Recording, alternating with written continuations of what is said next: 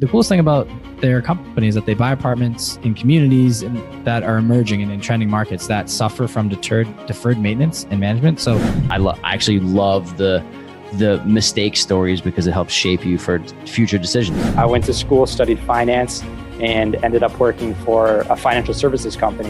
You've made your money for the first 5 years.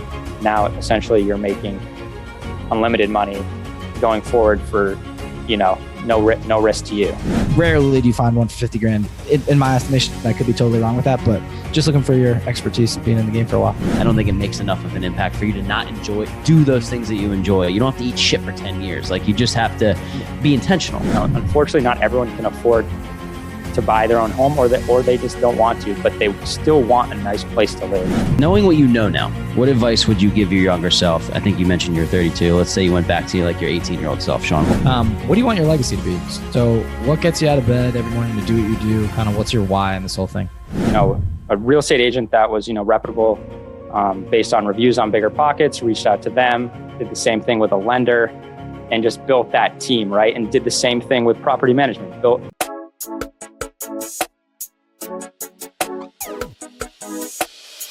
Welcome back to another episode. As always, it's your boys here giving you another episode. So we have on special guest, Shawn Winslow. Shawn is a seasoned multifamily real estate investor that specializes in syndications and student housing rentals. He is the founder and managing partner of the real estate investing firm Greenbriar Capital, based out of Boston, Mass.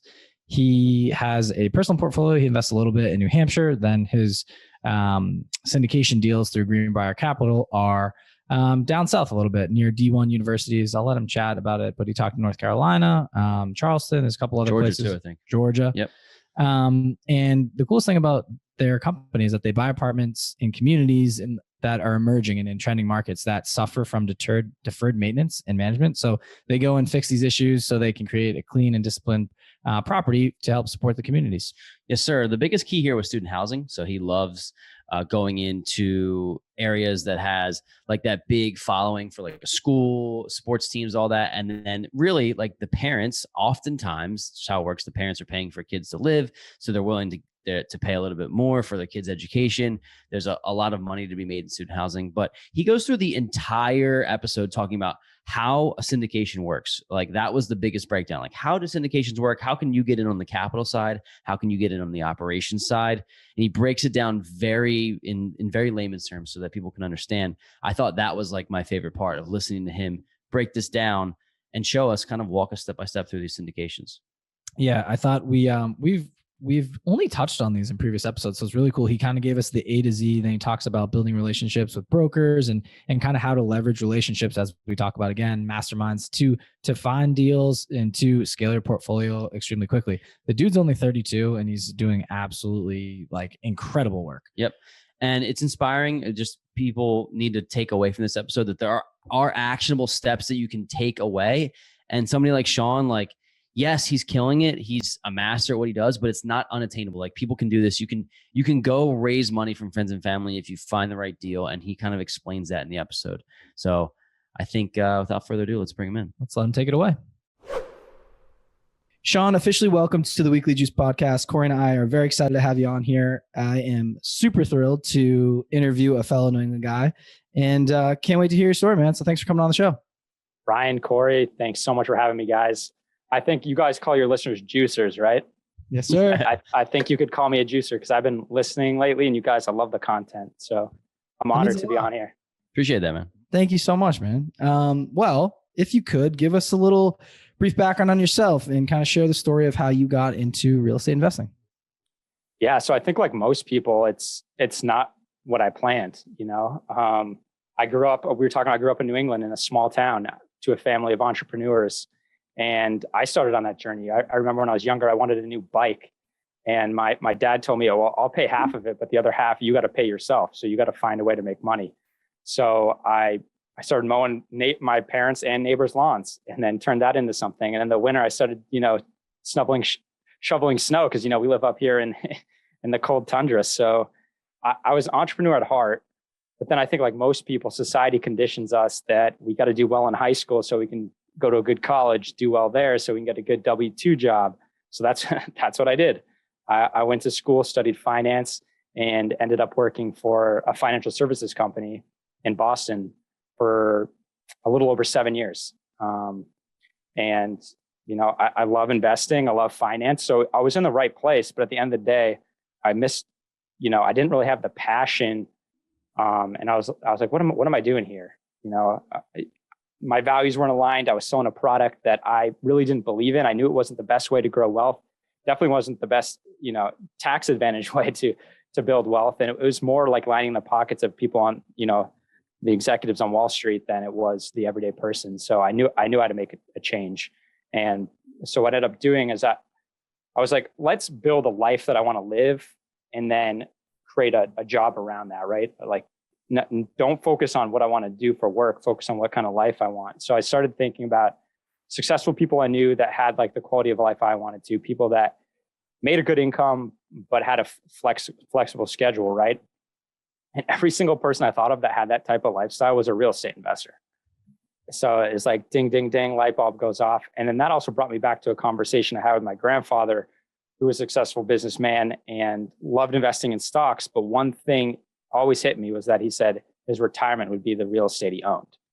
And so then that's when I knew I had to make a change.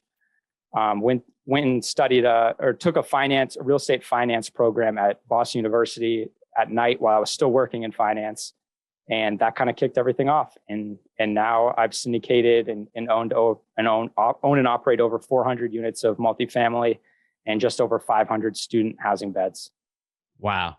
So I'm curious about the transition period. So you're making, I'm assuming, a pretty good living. Did you build up your portfolio? It sounds like you didn't. Like, did you build it up on the side and then at a certain point leave? Or did you just quit your job and you're like, I can't do this anymore? And then like while you were learning about the real estate, what was the transition like? Good question. I kind of skipped over that. It was a little bit of both. So I started growing a small portfolio or a portfolio of smaller multis and got it up to about 25 doors. That was primarily in New Hampshire. So I was in Boston, but Boston's just a different animal.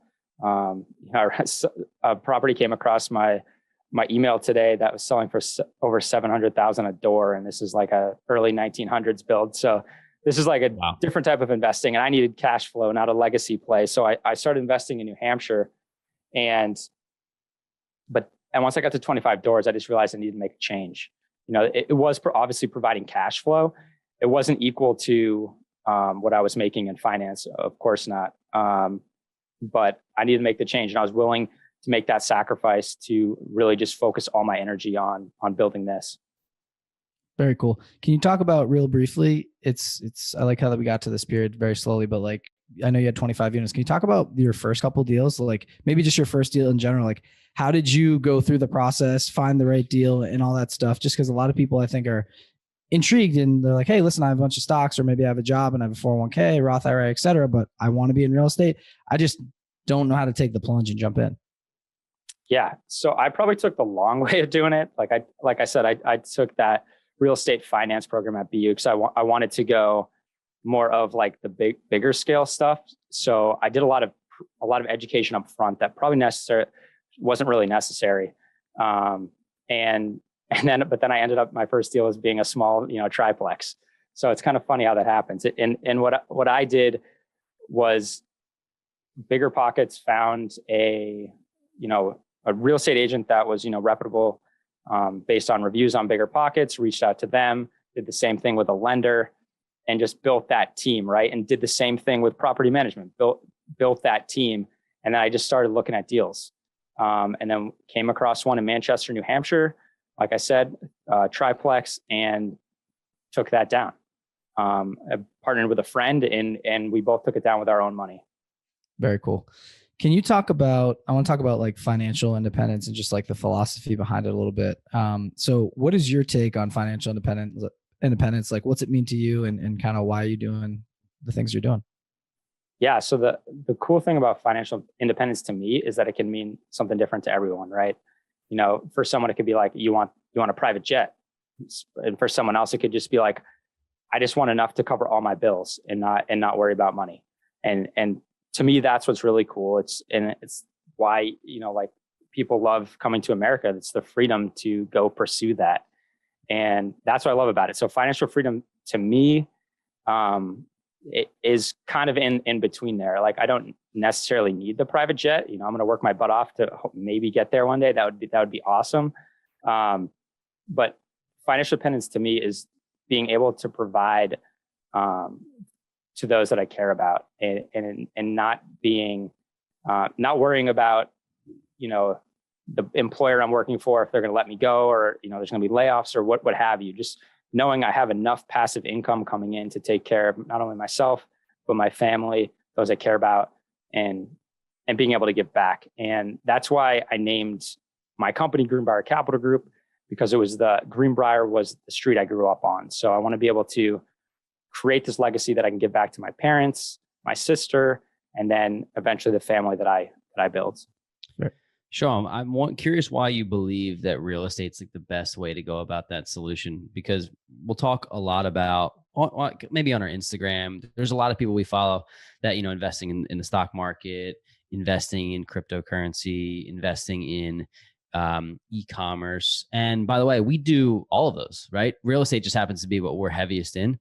I'm curious why real estate for you. I know you mentioned that the people that you grew up looking up to had that type of lifestyle, but why do you feel like real estate's the best way to get you to your financial independence goals?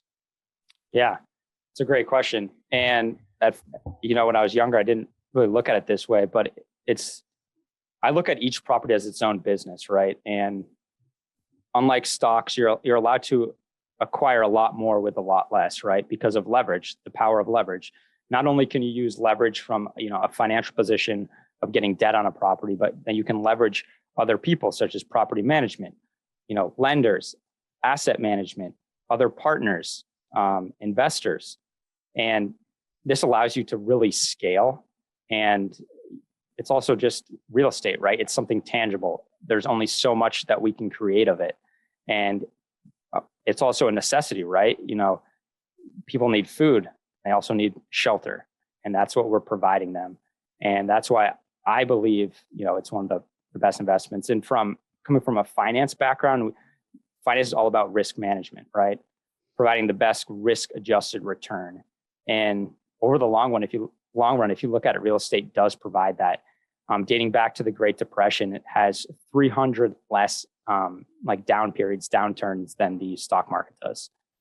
And we all know that compounding is the eighth wonder of the world. Well, we want as little volatility as possible in terms of drawdowns to really compound, and real estate's provides that hands down.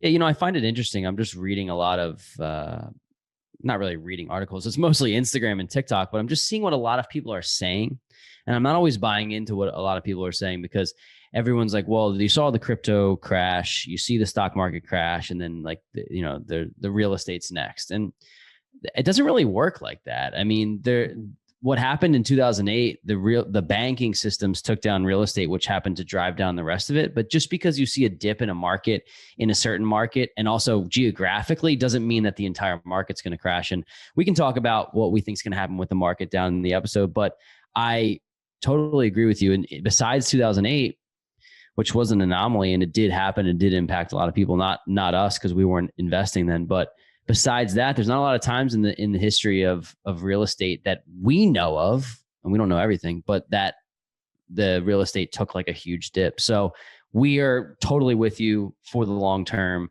And we love real estate. We always talk about it. But I'm curious then on your current portfolio, and if maybe you could just dive into that. I know Rye asked some questions on the beginning of it, but talk to us about your portfolio in totality now, and maybe just like a timeline of how we got to that point.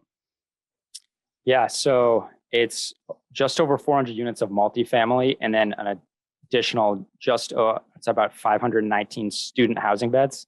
And think of that, it's just essentially the same thing. It's an apartment complex, but it's for student housing at a university. And how this all came to be is, as I mentioned earlier, that I really just wanted to scale, because I come from that institutional background.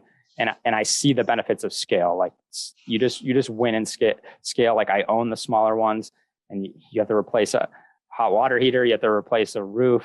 There goes your cash flow for a year, right? But in a larger property, one, you're raising money for CapEx, so you're going to be able to cover that. And two, the scale of the property can property can cover those, the R&M, the repair and maintenance, and not kill your cash flow.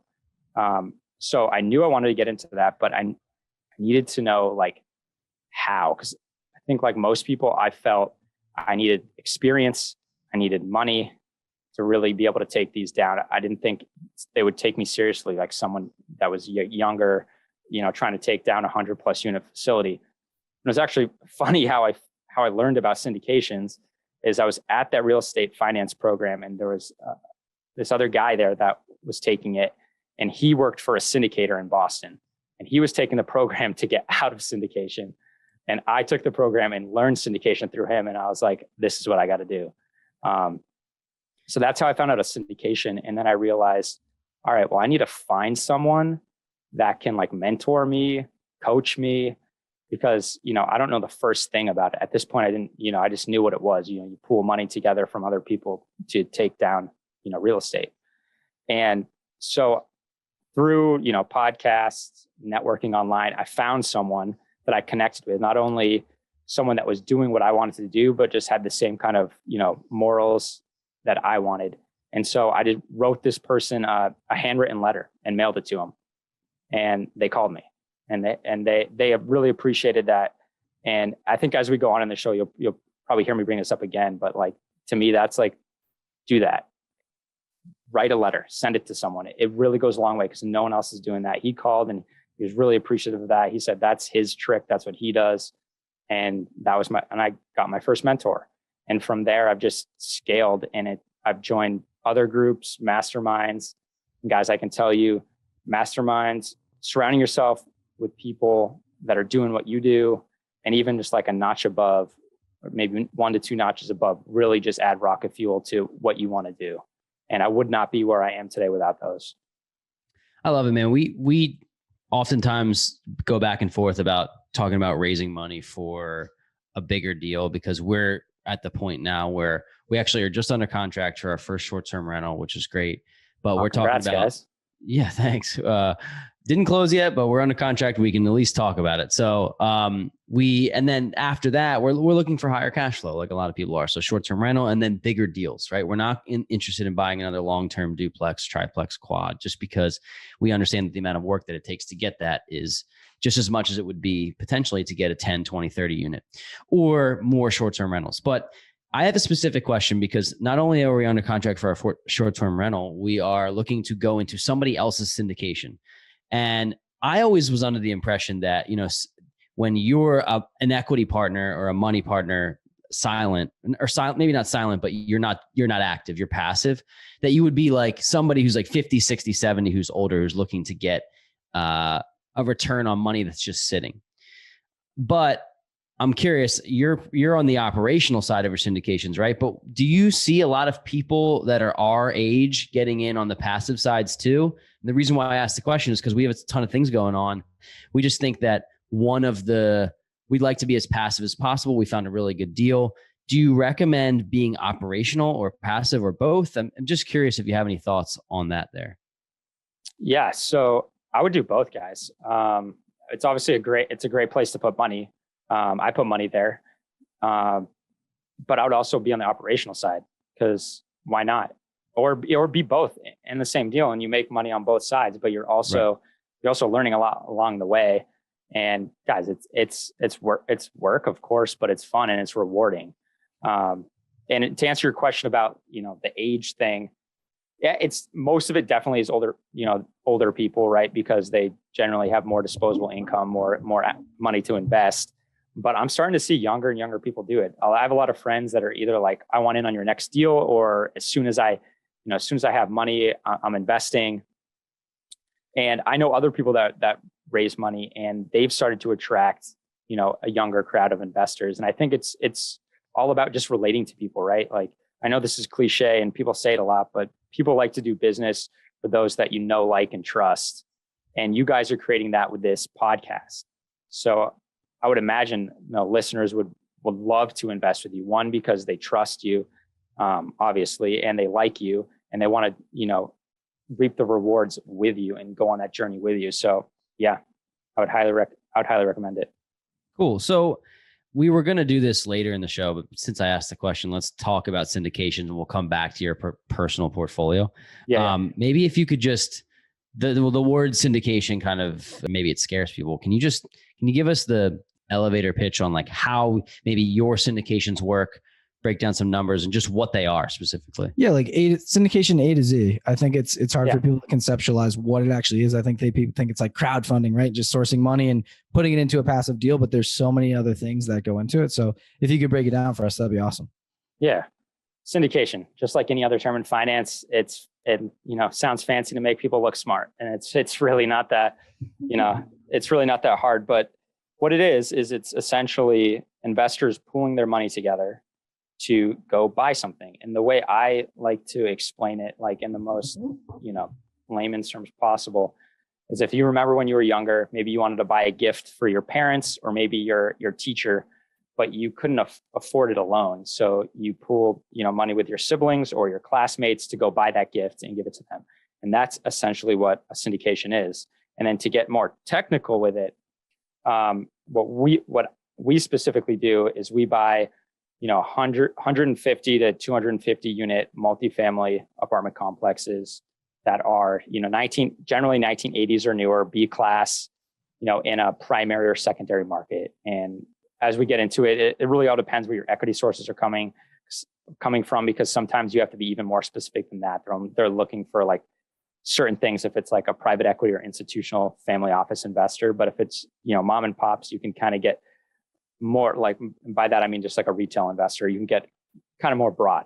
So that's what we look for. And so what we do is we find these deals primarily through broker relationships, and we get it under contract, and we use something called, so in order to raise money, the SEC makes you either file a security, which is extremely expensive and a very long process. So think like, IPO, like they're filing for a security. So in order to get around that, you need to file for an exemption and get approved for that exemption. And the common exemption for syndication is Regulation D, and more specifically, 506B and 506C offerings.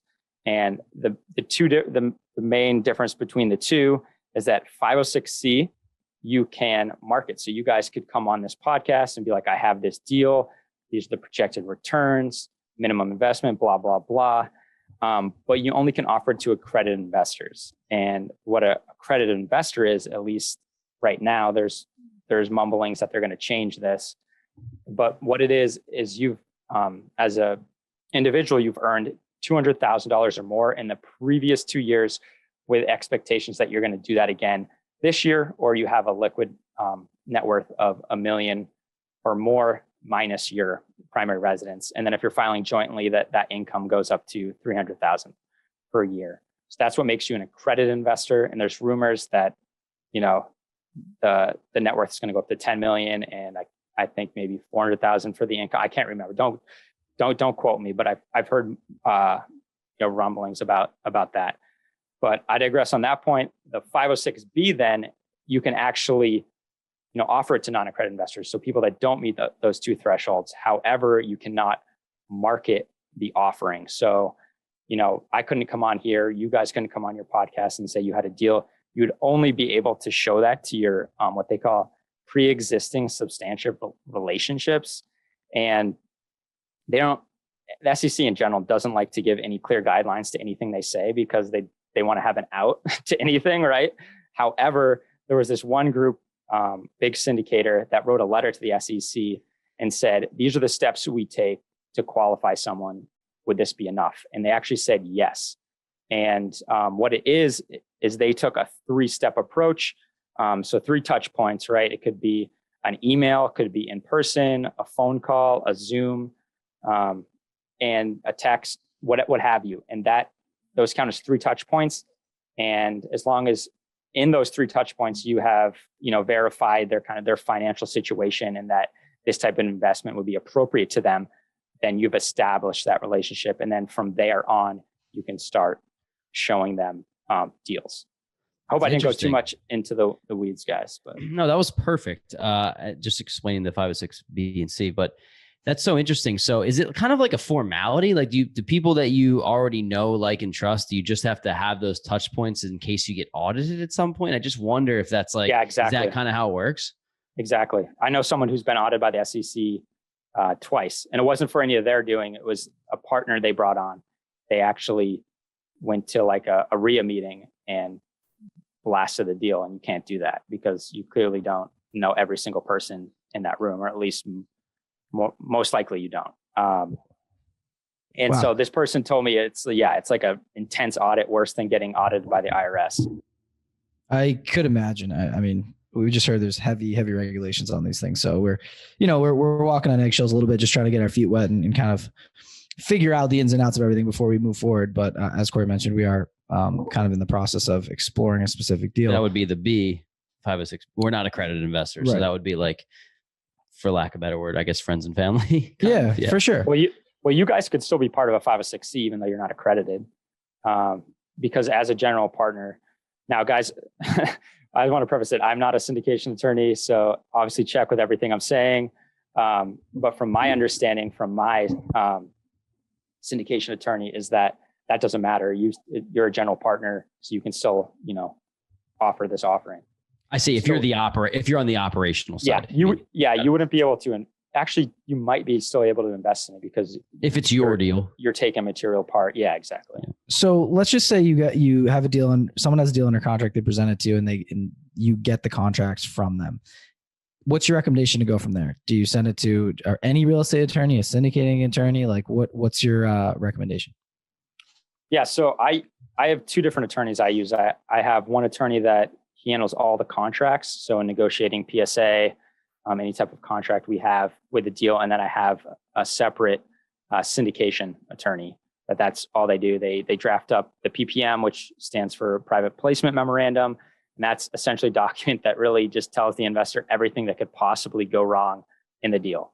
It's a CYA, essentially, that they're supposed to read through and realize everything that could go wrong. And then they sign. That's the doc. And they also create the operating agreement of how everything's going to operate. Cool. And that's what we use that attorney for. Perfect. All right. Thanks for that. So what I think would probably be beneficial to everybody listening to is to do a mock deal or just talk about one, and you can generalize numbers a little bit, but I just want to kind of know how you would structure a potential deal that someone would invest in, right?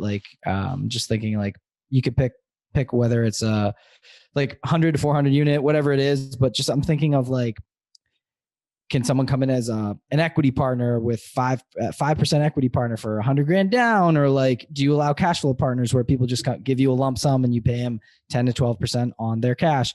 Just thinking for our visual people here, can you put together a deal for us, or maybe one that you've done, and just talk us through the ins and outs?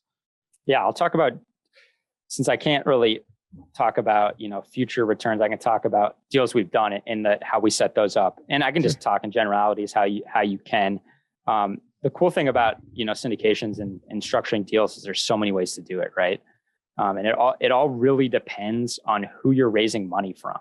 So if you're raising money from a retail investor like us or people we know, you kind of have a lot of flexibility in how you can structure a deal. But if you're raising from private equity, family offices, you're not going to have as much flexibility because they're going to be writing a big check and they're going to call the shots, right?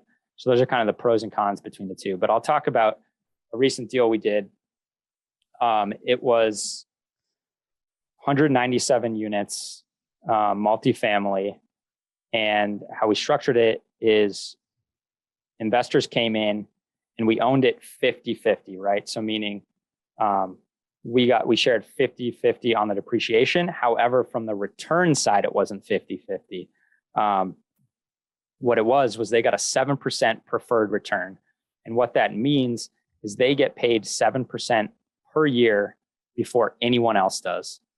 And one thing you gotta check on when you see these, we call them prefs, right? When you see pref returns, is you got to see, do they mean I'm actually going to get this 7% every single year, or is it just going to accumulate over time until we can reach where it averages out over 7%? Because those are two different things. And sometimes investors think they're going into a deal where they're going to make 7% every single year, but they actually make 1 or 2% in the first year, 3% in the second, and then catch up over the remaining years. But on this one, it's frothy enough and has big enough cash flow that we're paying 7% pref every single year. And on the back end, we have a waterfall structure. And what that simply means is they get 100% when we go to sell the property or refinance, they get 100% to 12%. And then they get 70% to 14%, and then 16% and above, it goes to 50-50. And when I say them, I'm talking about limited partners, people who are investing, and then us general partners, we get the other side. So that type of deal is a very good deal for a limited partner. And because they're getting that pref first before we get paid a dime. And then the waterfall is they're getting the majority of it to a certain point where it gets 50-50. So let's talk about numbers. For example, like say Corey and I, or just one of us jumped into this deal. What's the down payment that we would owe you? And then can you talk us through like that percent, 7% on that number, and like just like exactly what our returns would be, just so people can get an idea? Yeah. So if you just use a round number, $100,000, 7 prep, you'd make $7K a year, right? Through the hold period. And then you'd also get, depreciation. So for that deal, I think the average investor got $49,000 in depreciation per 100K, meaning they could offset any passive income that they have up to that, 49K. Again, I'm not a tax advisor, so check with your tax advisor. But if you're a real estate professional, which is really cool, like, we are, or like a real estate agent, a lender, you can actually offset that against active income as well, which is extremely powerful. And so you'd get that for the 100K, you get the $7,000 pref. And then on the back end, depending on how much the profit was, it would pretty much average out to anywhere between, depending on how fat of a deal it was, I believe that they're going to get around like 17 to 18% average annual return. Very cool. I like that. And then can you just talk about like when you decide to sell off a property, like how that impacts other investors? So for example, like when we're looking at a syndication deal, we're like, well, we want to hold for the long term, right? And then, you hope it goes up a shitload for appreciation, but also right. Like some of the deals have monthly cash flow that they pay. It's not annual. It's just like monthly you're getting a return. So You don't really want that ever to end, right? If it keeps going up. So can you talk about kind of how that's structured? And I guess it's the managing partners that have all control of that, and the limited partners are just kind of at will to whenever you guys want to sell. Exactly. But we preface it before we get into this relationship that generally we want to hold, 5 to 7 years. Could it come earlier? Yes. Could it come later? Yes. But generally it's that 5 to 7 area time frame. And the investor has to be comfortable with that. We never want to take their last $100,000. We never want to take $100,000 that they may need in a year or two. We want them to be comfortable. Like, you're not going to be able to touch this in 5 to 7 years, potentially. Obviously things happen in life, and we will work with investors if they do desperately need it, but they need to know that could impact the deal.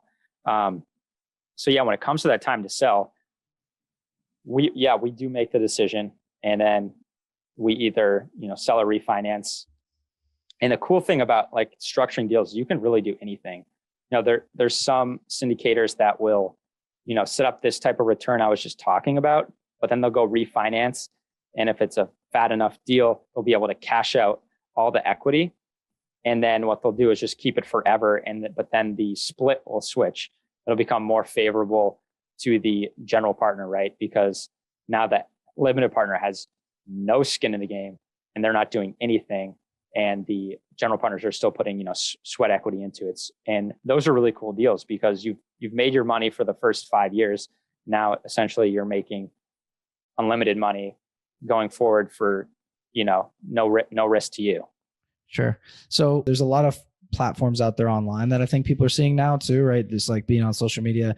One that jumps out to me is Fundrise. Can you talk about the difference between your company and what you guys do on the syndication front versus an online platform like Fundrise, and kind of like, I guess, the pros and cons of each? Just we have a lot of people that ask for our recommendations, like, hey, which way do you think I should go? And we're just curious on like what you would recommend for someone that has, they have passive income, they're ready. Let's just say they have $50 to $100,000, they're ready to drop. I assume it probably would need to be a little bit over 100. I think some of these deals are rarely do you find one for 50 grand. In my estimation, I could be totally wrong with that, but just looking for your expertise being in the game for a while. Yeah, there's definitely some you still can find for 50 grand. Some I think you can even find for 25 grand, but usually the bare minimum is 50, and more and more we're seeing 100 as the minimum. But Fundrise, well, I'll give them credit. They've done a phenomenal job marketing. Like everyone knows what Fundrise is, right? And it's a form of syndication. They do, offer a different type of offering, and their minimum is usually, I don't know what, $5,000, sometimes even $500, I think. Yep. It really depends on the deal. And yeah, it's a great way to invest. But my only thing is that you don't have as much say in the investment as you do with like a pure private placement syndication, because, well, we're showing you the deal and you can say yes or no. And also we're more selective because we don't have like billions of dollars that we have to put to work. I wish I had that problem, but, I don't, right? So I can be more selective in the offering. And I feel like some of these bigger, like the Fundrisers of the world, sure, they have so much money coming in that they need to put to work that they have to go buy something. And I'm not saying they're, making an investment that is bad, but their criteria, they're not probably as, stringent on it, right? They're not really sticking to it as like we are, because we don't have to put this money in. Yeah. Totally. Yeah. No, and that brings me to another question, and I think it's a perfect segue. Can you talk about the markets that you guys at Greenbriar specifically invest in, and like why you chose those markets? And then I also want to talk about your strategy for student housing, because I think it's brilliant in going to D1 universities. And I heard that on another show that you talked about, and I think our listeners would enjoy that very much. Yeah, of course. So I picked the Southeast, primarily the Carolinas and Georgia. And there's a multitude of reasons I did that. One is I was in Boston at the time. As I alluded to earlier, it's just like a different type of investment. It's like a legacy play. Like, yeah, you can get some cash flow, but I've had brokers tell me like, oh, this is a great legacy buy. You're probably going to lose money for the first 3 to 4 years, but in the long run, it's a great investment, which they're 100% right? Like nothing's going to happen to Boston, but that's not the type of investment I'm looking for my investors. So I knew I had to go somewhere else. So then I started looking to other areas that were still like strong markets. I didn't want to just go somewhere just because of that cash flow, right? I also wanted to be a solid market that I knew would last. And so I love Charlotte, Raleigh-Durham, the Research Triangle, Atlanta, Charleston, those markets, because they all have the same thing in common. Net migration, jobs are going there, income's growing there. And we have criteria. We actually have a spreadsheet that, we'll put in all the data and then it'll turn green if it hits it. And now it doesn't have to hit everything, right? But like, we just want to make sure that we're in a solid market that can last any type of downturn. And one, yes, we do buy in cash flow, and it's not and the reason we buy cash flow is not, what everyone usually pumps is that, financial freedom, we're going to sunsets and palm trees, that type of stuff. Yeah, it can provide that. But the main reason to invest in cash flow is to weather storms, because, we're about to come into one right now, it seems like. And if you're not cash flowing, you could be forced to sell it. And that's what happened to a lot of people in 2008. And if you buy on cash flow, in good times, it can pay for that sweet vacation. But, in bad times, it can save you from having to sell. And then I can jump into student housing if you want. Yeah, that'd be great. So yeah, first deals were multifamily. And then I got into student housing because one of my mentors was doing it. And it just made perfect sense, because I looked back to when I was in school, and it was in 2008. And we all know what happened then. And the only reason I knew anything was going on in the world is because I was studying finance. I think if I was not studying finance, I would not have even realized, what was happening in the world, just because you're so oblivious to what's going on outside of your university, right? And I also look back and realize I don't remember anyone having to leave because they could no longer afford to go. And I hope that doesn't come off wrong, but the way I look at it is that, families have either already allocated that money to send their kids to school, and they're not going to pull them out. Two, there's grants, there's scholarships. People have, they have done a lot of work to go to school, and they have the funds allocated. And two, you see a lot of people when times are tough and there's layoffs that people go back to school because they want to, separate themselves in a tight job market. So they'll come back, get a master's or just get a different degree.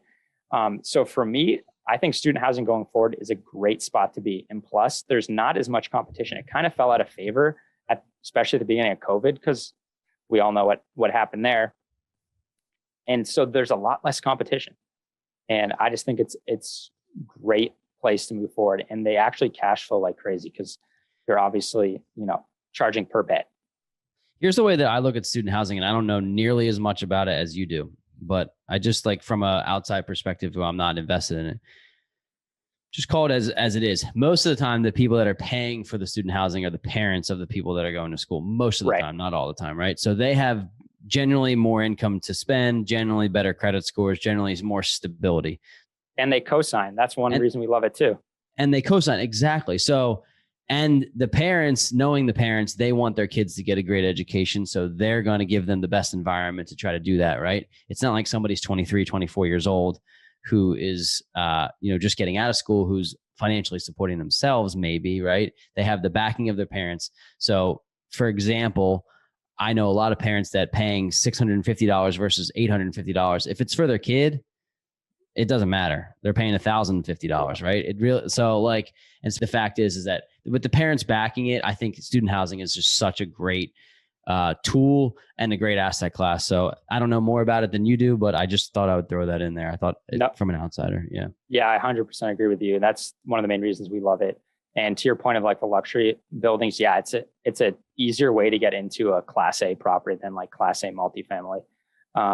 Because again, it just cash flows better. There's less competition, but you're buying a solid asset that's not going to need as much, generally, repair and maintenance. And at first I was really skeptical of student housing because I thought back to my days of going to like frat parties and people putting holes through the ceilings and walls. Yep. Like I've literally seen a kid like run through a wall like the Kool-Aid man. So I was really skeptical at first, but when you're investing in these complexes, it's a completely different thing. You've got people that live on site, like staff that live on site that are there 24/7, which is a completely different thing.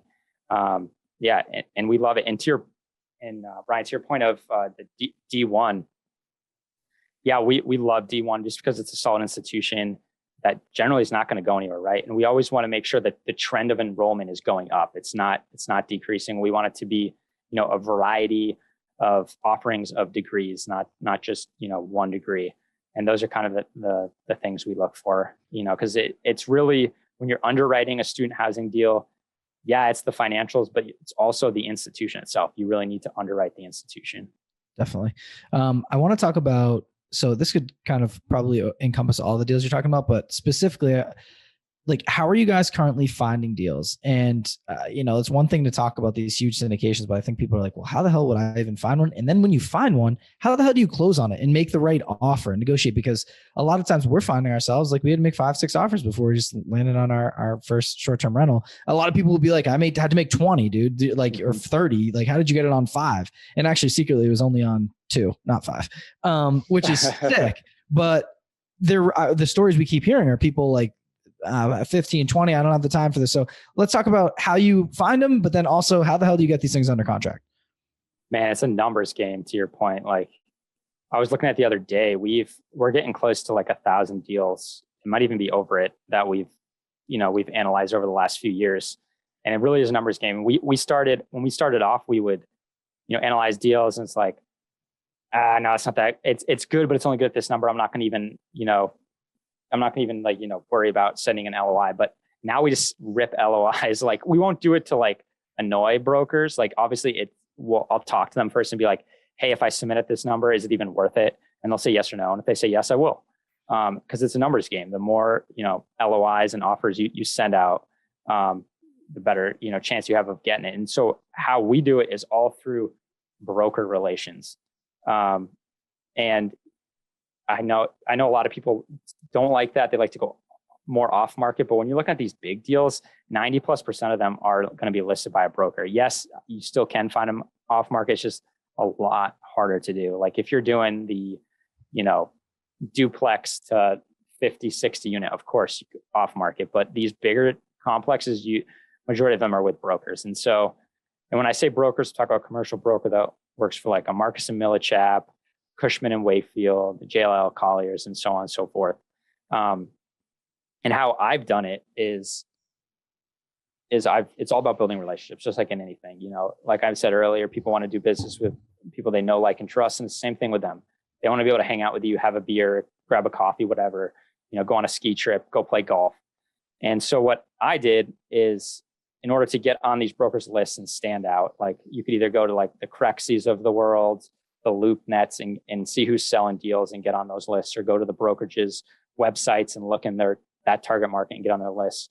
But what really worked for me is getting a list. And I got this from my lender. So you're gonna have to go someone that can get the data of sales of multifamily. And they got me in my target markets. They got me at the actual brokers that are doing deals, because you don't want to waste your time. You don't want to send it to a broker that's not really selling anything, right?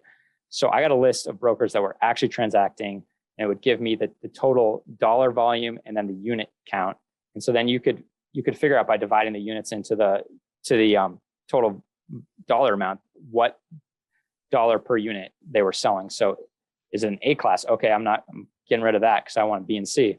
And then I would just send emails. I would send an intro email, which I can, if your listeners want, I can. I have a whole PDF of what I do to build these relationships, and part of that is an email template. So I have an email template, and then I attach what I call my credibility kit.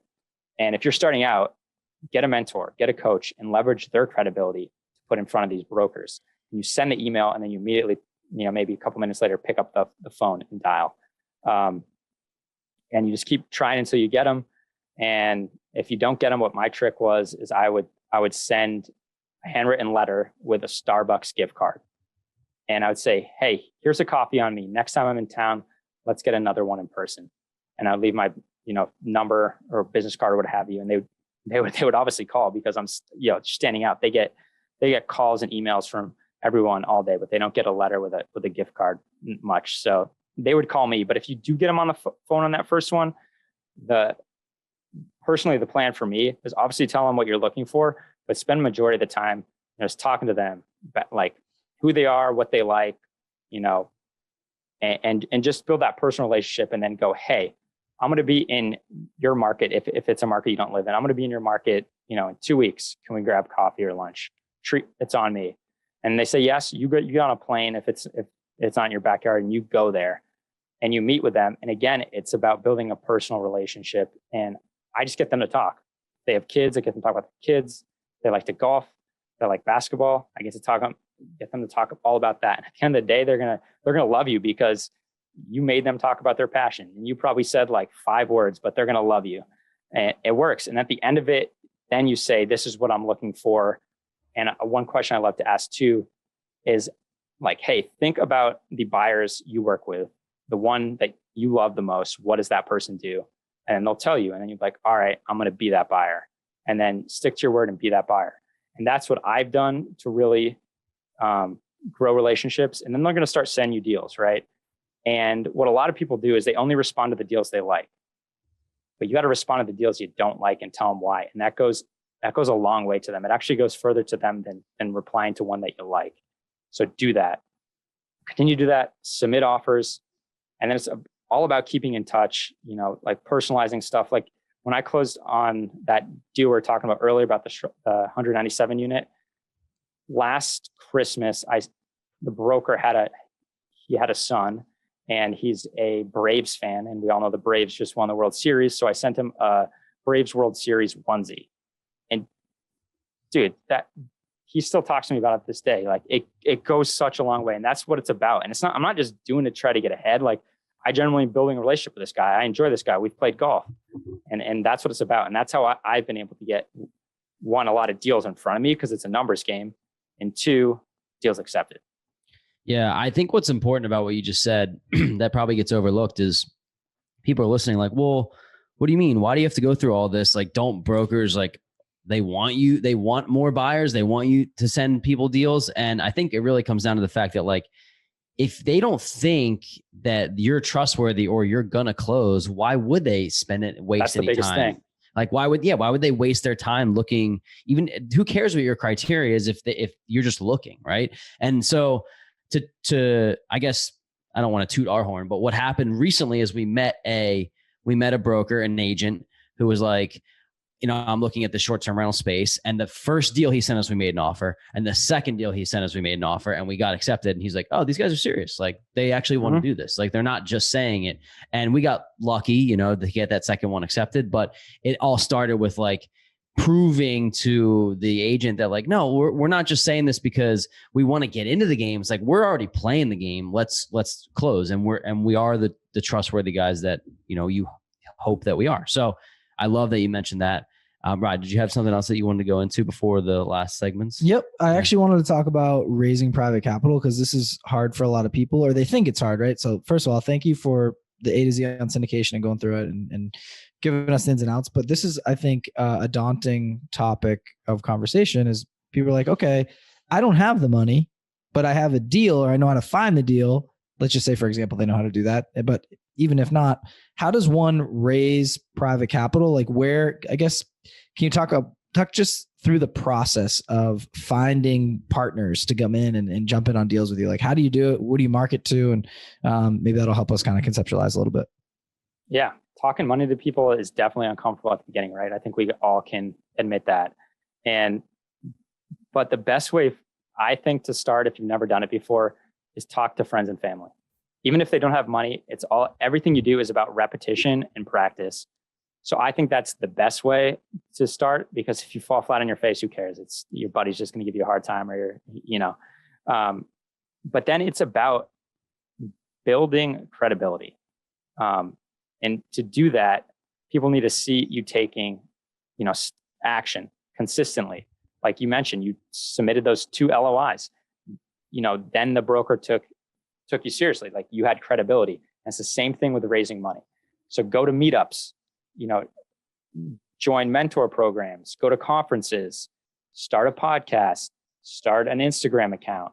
Even if you haven't done anything, just show your journey, and it builds credibility. And I know this is probably the 3rd time I've said this, but it's all about knowing the person, liking the person, and trusting the person.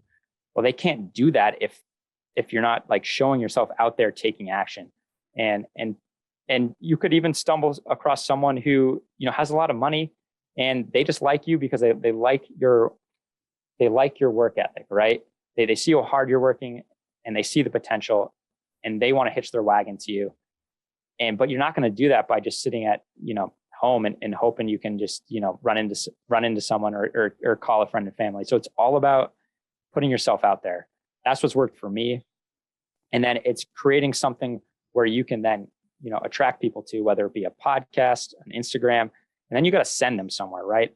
Because yes, you can have this podcast and talk all day, but if you don't have any way to capture their information, then kind of like, what's the point, right? So the big thing, you might have heard this term, lead magnet, right? Something where they want to go get it, right? And then they will put their name and email and possibly phone number in to get that. And then they get the resource sent to them, and then they're on your list. And then again, it's about building that trust and that credibility, because they're going to see maybe your monthly newsletter, what your company's doing, what you're doing. And again, they're going to build more trust, right? And so it's all about being in front of people. And I know, like, we're probably all sick of getting blasted with emails, but it's about, staying top of mind. Everyone says it's who you know, but to me, it's no, who knows you? When someone thinks like, I want to invest in real estate, they got to think Ryan and Corey. They got to think Shawn. And to do that, you got to stay top of mind. So that's what's really worked for me, raising money. I don't know if that really answers. Yeah, that was great. That was great start to the conversation. I want to dive a little bit deeper here. Yeah. But can you talk about like the 3 major investing pools or investor pools that people raise capital from? Like maybe either outside of friends and family, like where can people navigate through? Yeah. So yeah, like you said, the first one is friends and family and just your network that you build. And that is probably it all depends what you want in life, just like in anything. But that's probably the ideal group to raise from, just because you have more flexibility and more control with them. And it's just cool to offer this type of investment to someone that usually doesn't get presented it, right? And that's one thing I love about syndications is I used to think this was something for the ultra wealthy, but no, it's everyday people can invest in it. And that's what I love. So that's one group. And then you've got kind of your, what I call strategic partners. And that would be like Ryan and Corey, right? Ryan and Corey partner with me. They have their own network and they raise from them and I raise from my network and we combined it and then go take down a deal. So that's the second one. And the cool thing about that is, you get to partner with really cool people and build relationships and also make money along the way. What's not to like about that? And you get to scale faster. And that's what, this business is about, right? Scaling. And then the third one is more institutional. So I've mentioned this before, private equity, family office. These are the big check writers. Generally, they're going to write 80 to 90% of the raise. So say it's a $10 million raise, they're going to write anywhere from $8 to $10 million of it. And then you're going to have to bring the remainder, 1 to 2 million. But generally how that's structured is they're then going to get 80 to 90% of the deal. So it's not as, financially rewarding for us, but it's a way to scale a lot faster. And generally another con is not as much flexibility. They're going to have a lot more say. These institutional investors are generally all IRR driven. So internal rate of return, and how you really beef up, and I don't want to get too technical, but how you really beef up the IRR is by turning money over fast, right? Time value of money. So they're going to want to sell as fast as possible. And you as an operator, that might not be what you want to do. So that's another con to that.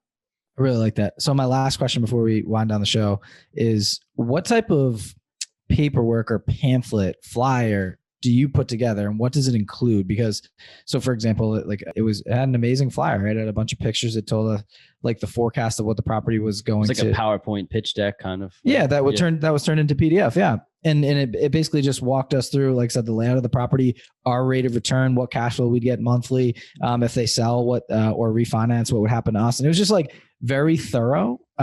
Even though we're a little bit wet behind the ears, we have to kind of figure out the contract part. But I loved that. And I was like, listen, this is bite size. It was like only like 5-6 pages, but I could see it. I could taste it. And then I was like, I was comfortable with it. So curious if you have any, I guess, cornerstones that you put in yours or what you send out.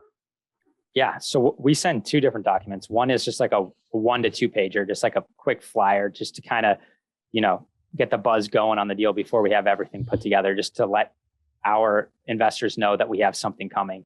And that will just, have a couple of pictures of the property, information of like unit size, location, B class, vintage. And then generally we'll do like the projected structure and returns.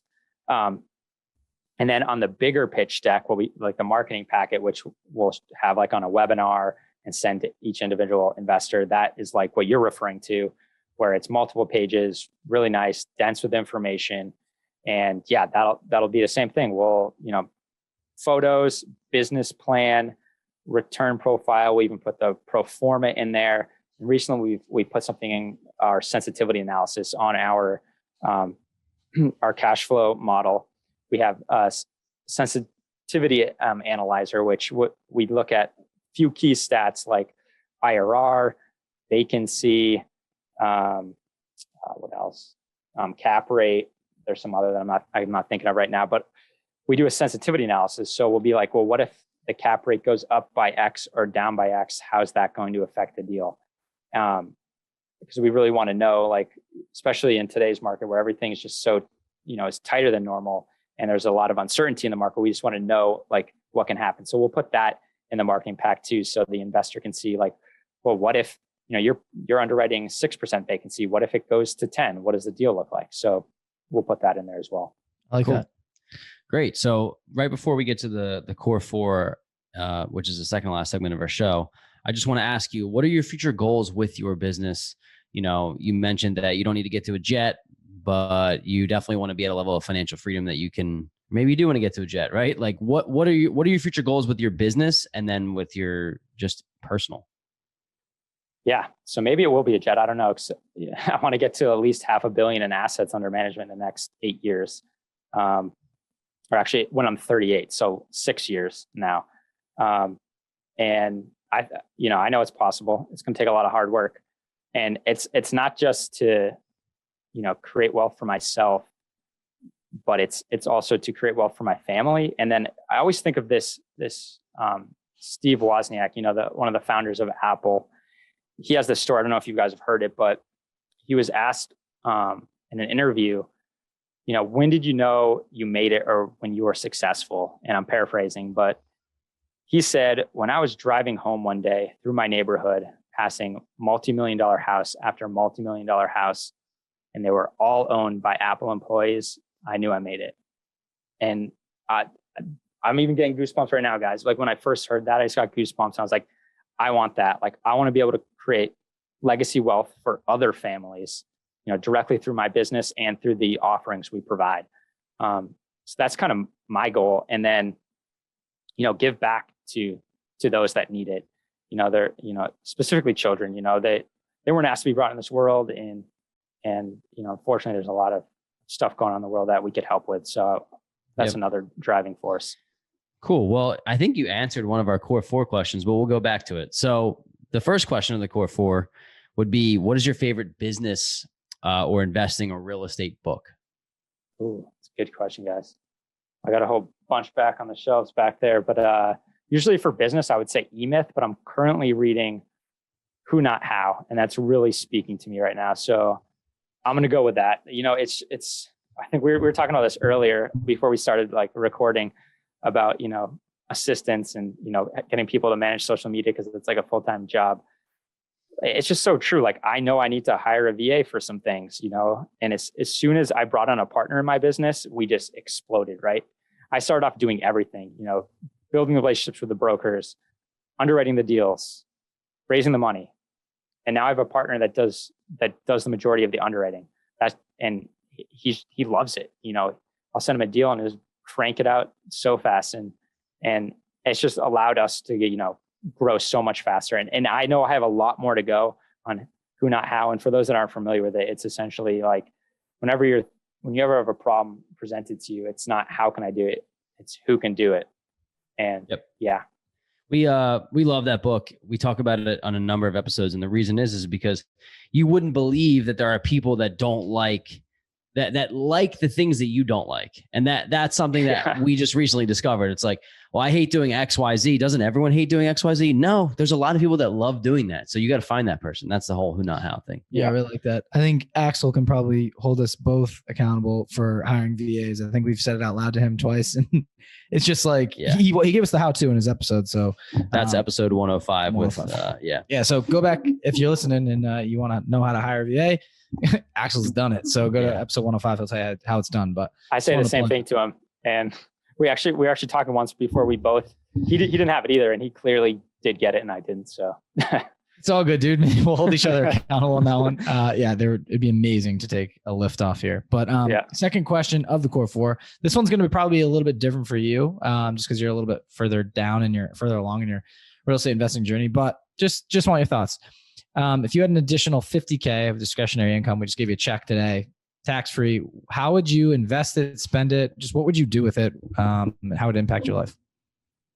Great question, guys. So I'd probably take 10% of it because one of the missions of Greenbriar is to give away at least 10% per year of our profit to, a nonprofit or a charity of our liking. So I would take 10% of that, so $5K, and give that away. And the remaining $45,000 I would, put towards joining more masterminds, because guys, like I mentioned earlier, like my life, my business has exponentially changed by the people I've surrounded myself with that are doing the same stuff, doing stuff even bigger than me. It just motivates me. It lets you, kind of skip some mistakes that others have made because they tell you to look out for it. Right. And it's actually funny. It's also kind of a therapy session too. And what I mean by this is, I'm sure you guys know, it's hard to connect with people that aren't, business owners, investors, entrepreneurs. They just can't relate to you. And the thing about this is it's a roller coaster ride. We have our good days and we have our bad days. My buddy actually called me yesterday. He was having a bad day and, he just wanted to talk. And it's really cool that you can have that with a mastermind. So I would definitely join more masterminds with. That's a great answer, Shawn. It's so funny because Ryan and I see each other almost every day. or we're talking every day. We don't see each other every day. And when we're both having great days, it's amazing. It's like the best thing ever. When one of us isn't, the other one is, it's fine. We can get through. As long as we can both avoid bad days when we're together, then we're in good shape. But I don't think we really have a lot of those. I mean, like, I 100% understand what you're saying, that I don't think that I can have the same conversations with all of my friends. Doesn't mean I love them any less, but that I can have with us or certain minded friends, investors, and business partners. But that was a great answer. So question 3, what has been your biggest mistake that you've made in your investing journey, and how have you learned from it? It's probably not hiring VAs, but dude, I know. We'll take it a different way. I'll actually talk about an investment. This was when I was growing my personal portfolio of smaller multis. It was towards the end of the year. I wanted to get another deal because I wanted to get to 20 units, which is kind of probably an ego thing looking back. Also wanted some more depreciation before the end of the year. We actually closed on December 31st. And so the numbers look great, right? It bought it for like $158K. It had over $3,000 in gross, monthly revenue. Like it was a fat deal, right? And I was like, this is a good deal. So, however, it wasn't in a strong market in New Hampshire.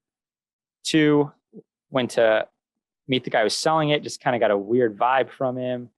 And then the day of closing, I went to go check out the house, and the piece of land above it was being developed for a house. And so they put in a driveway that had an egress through my property, or what would be my property. And what that did is it brought rain. So the direction of water was coming down and ripping through my property and tore it apart. And I had the opportunity to back out, but being, young, hungry, and wanting more units, I said, that's fine. We'll worry about it later. Will you give me $5K off? Which he did.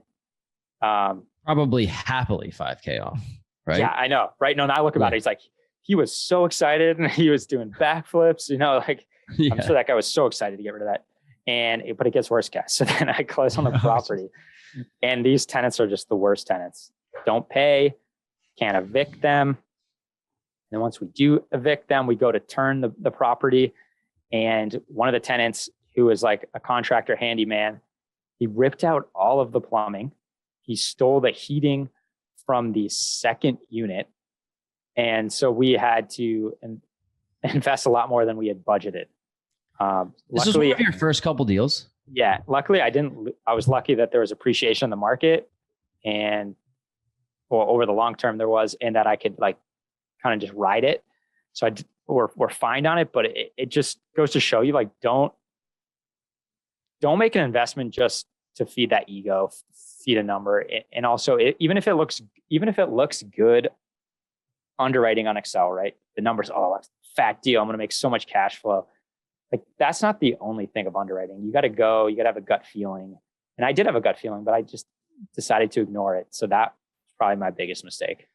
That's such a great story. And I'll never complain about anything that happens because my first property was like a disaster, and not to that extent, even close, but I just had like everything that could have gone wrong went wrong from a little bit lesser standpoint. And just to stick something out like that, to continue to push through and not be like, oh, real estate sucks. Like, I can't believe I got into this, and then quit. So most people would have done, straight up. So I actually love the mistake stories, because it helps shape you for future decisions. Here's what I want to know too about this is, like, we always seem to get one of these crazy stories, but I never hear the end result. So it gets worse. I just want to keep it clean for the podcast. Oh, you don't have to stay too clean. No, we're not. No, but I do really quick.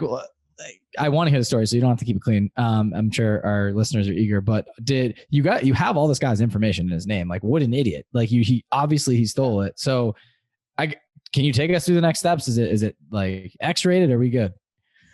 No, it's not X-rated. I've had X-rated other property. These are at bigger properties. Had to do with a laundry room, but we won't go there. But all right. There you go. Wasn't X-rated. He, this guy's just a bad person. Like, stole stuff, lied. He's got a criminal background, which I didn't know before. Some really bad criminal background stuff. And threatened my property management, so now when my property management went there afterwards, they were all, conceal carry because they were just uncomfortable with the guy.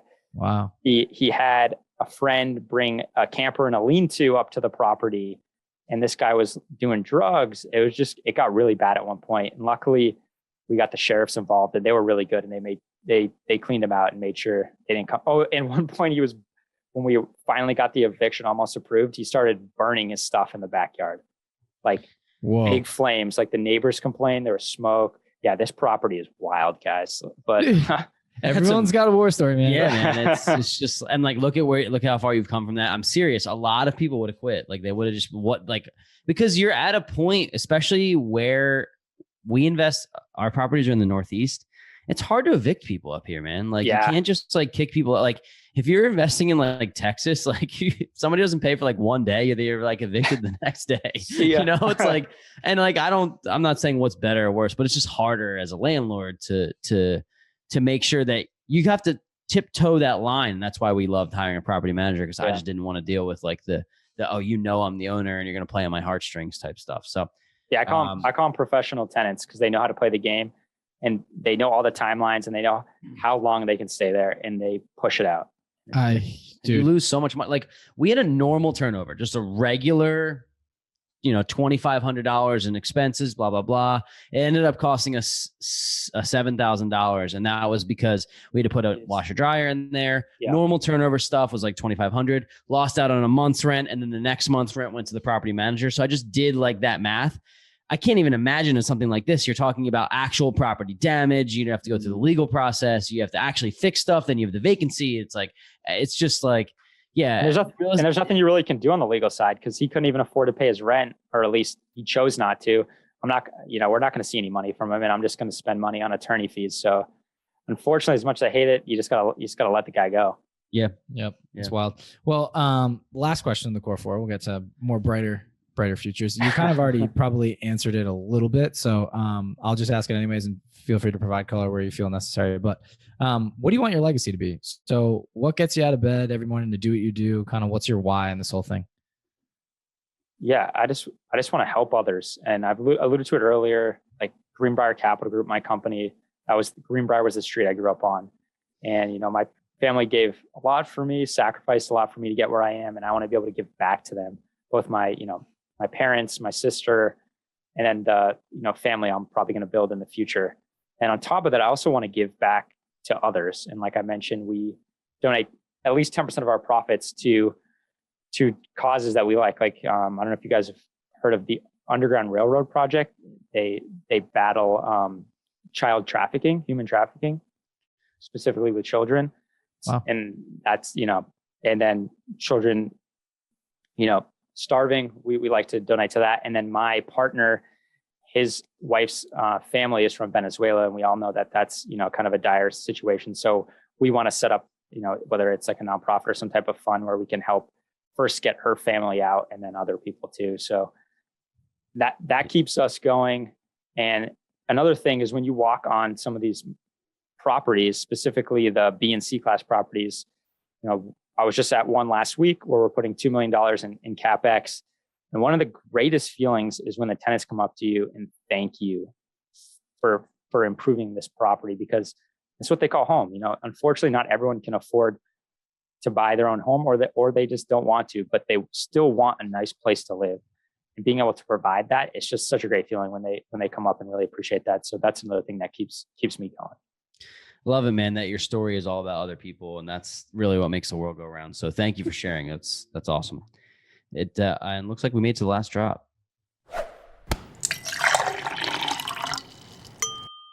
Knowing what you know now, what advice would you give your younger self? I think you mentioned you're 32. Let's say you went back to like your 18-year-old self, Shawn. What would you tell him if he would listen? Yeah, I wonder if you would. I think the easy thing to say is, go bigger sooner, start sooner. But I think what I would say is have fun, but not too much fun. You have a lot of life left to have fun. Let's spread it out, right? And also the saying, especially when you're younger, do things that most people won't, so you can live a life in the future that most people can't. and just start that as young as possible. Like I said earlier, the famous quote, compound interest is the eighth wonder of the world. Yeah. And that's in anything in life, not just investing, but small actions you take every single day compound over time. So start young.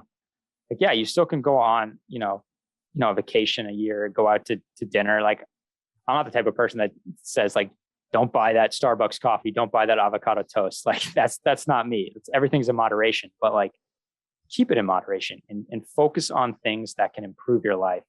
And that's what I tell myself, just get after it early. Why not work hard now so then you can have all the fun when you're a little bit older, but have a lot more fun. Yeah, I love that. And we just recently came into a position where we're starting to make more income. And I've noticed that the spending the money on like lunches and small things like that, like that's not going to stop us from getting to our goals. Like, right. And especially when you get to a certain level where it feels like, okay, as long as I'm taking this 25K, 50K, 75,000, whatever that number is, and putting it into a deal or putting it into the next thing that can bring me income, the whole really small like coffees and stuff like that. I don't think it makes enough of an impact for you to not do those things that you enjoy. You don't have to eat shit for 10 years. Like you just have to be intentional. So I love that answer. And I wish I could tell my younger self that too, but we're on a good path now. So Shawn, thank you so much for coming on. It's been a pleasure. I think we haven't had anybody break down Syndications, some private money on previous episodes, but Syndications the way that you did. I love what you're doing in student rentals. I think it's excellent. So thanks so much for sharing your story with us. Hey guys, Ryan, Corey, thanks so much for having me on, guys. It's been a privilege and an honor. Real quick, I forgot to mention, if people love your story, they want to network with you, they want to reach out, what's the best way for people to get in touch with you? Yeah. So I have a podcast too, Multifamily Money Podcast. You can find that, anywhere you listen to podcasts, but the best way to actually communicate with me is either on Instagram. That's Shawn Wins REI, or on LinkedIn, just search Shawn Winslow and you can find me. And then our website is greenbriarcg.com. Love it. Thank you, Shawn. Thanks for tuning in this week to the Weekly Juice Podcast. If you liked what you heard, please leave us a 5-star review on Apple Podcasts, subscribe, and share with friends. The more ratings we get, the more ears we'll get on our show, and in turn, we'll be able to provide you with more high-quality guests. You can also find us on Instagram at Weekly Juice Pod, where we post daily tips and tricks and document our own journey towards financial freedom. Make sure to tune in every Wednesday to get your weekly juice.